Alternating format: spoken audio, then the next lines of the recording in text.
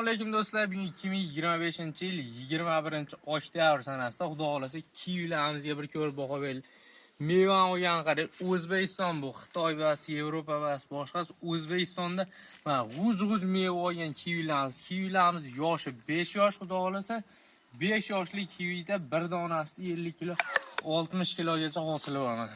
Har bir tupida bor. Bunday olib keling, kamerani yaqinlashtirib ko'rsating.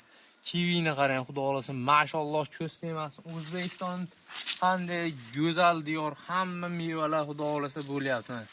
Tropik mevalar ham xudo xolasa O'zbekistonda bo'lyapti. Mana. 5 yoshli daraxtlarimiz xudo xolasa quyib meva olgan. Bag'larga olib keling, ko'rsating go'zallikni mana.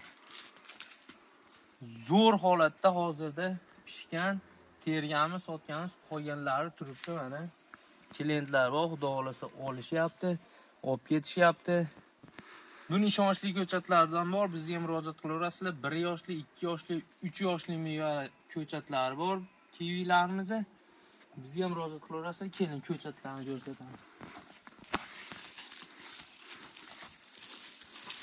Mana ko'chatlar xudo xolasa uzumli ichida bo'lgan mana. Ko'chatlar. 1 yoshli ko'chatlari xudo xolasa shu holatda. 1 metr, 1,5 metr 1 yoshli ko'chatlar, 2 yoshli ko'chatlar 2 metr undan kam yo balandroq chiqadi. 3 yoshli ko'chatlar 3 metrgacha bo'ladi xudo xolasa. 5 yosh, 6 yoshda xudo xolasa maksimalni mevaga kiradi. Ko'rsating mana ko'chatlar.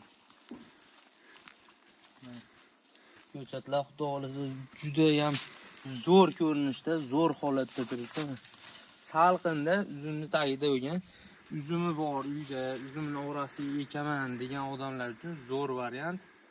Mazza qilib nevaralaring, o'zlaring yeysizlar, xudo xolasa 2 yil, 3 yilda mevaga kiradi. Bizga murojaat qilaverasizlar, nomerlar profilda bo'ladi. Eng sifatli, eng yaxshi ko'chatlar bizda. Sog' bo'linglar.